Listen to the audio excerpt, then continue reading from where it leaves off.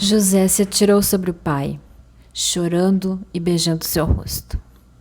Ele deu ordem aos médicos que estavam ao seu serviço para embalsamarem o corpo do seu pai, e assim eles fizeram. Gastaram 40 dias para fazer isso, o tempo normal para embalsamar um corpo. E os egípcios ficaram de luto 70 dias.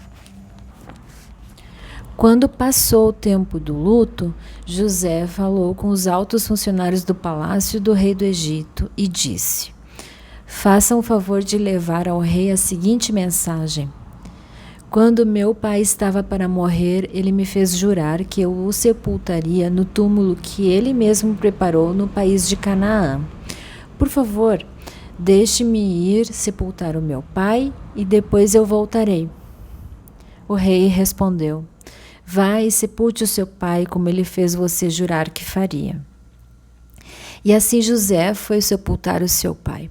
Com ele foram as autoridades ligadas ao rei, os altos funcionários do palácio e todos os líderes do Egito. Foram também as famílias de José, dos seus irmãos e de Jacó.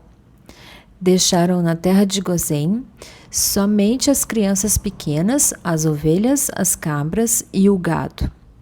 Também foram homens a cavalo e em carretas, de modo que o grupo era muito grande. Quando chegaram a Atade, que fica a leste do rio Jordão, fizeram uma cerimônia de sepultamento, num terreiro onde o trigo é malhado. Ali choraram muito alto durante 7 dias. Quando os moradores de Canaã viram tanta gente chorando, disseram: como é impressionante o choro desses egípcios!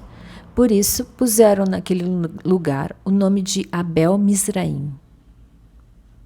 Assim, os filhos de Jacó fizeram com o seu pai tudo o que ele havia ordenado. Eles levaram o seu corpo até Canaã e o sepultaram na caverna de Macpela, a leste de Manre, no terreno que Abraão havia comprado de Efron, o Heteu, para ser a sepultura da família.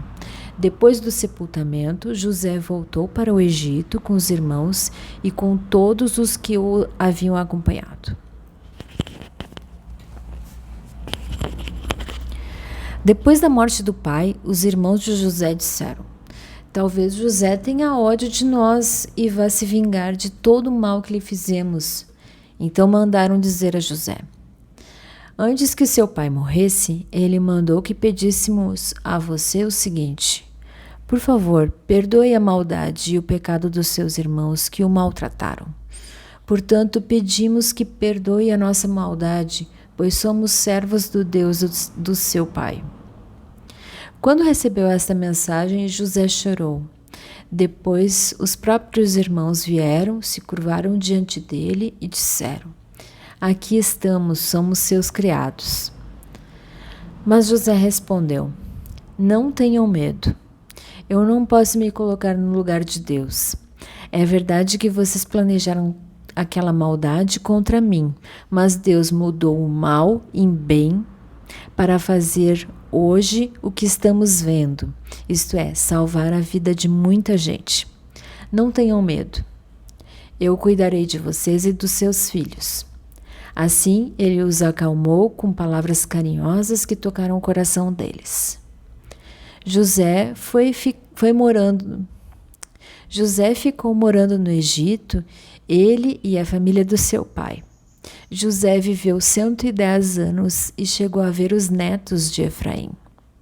Ele também pegou no colo, como membros da família, os filhos do seu neto Maquir, que era filho de Manassés. Certo dia, José disse aos irmãos: eu vou morrer logo, mas estou certo de que Deus irá ajudá-los e os levará deste país para a terra que ele jurou dar a Abraão, a Isaque e a Jacó. Então José pediu à sua gente que fizessem o juramento. Ele disse: estou certo de que Deus virá ajudar vocês. Quando isso acontecer, levem o meu corpo com vocês. José morreu com 110 anos. O seu corpo foi embalsamado e posto num caixão no Egito.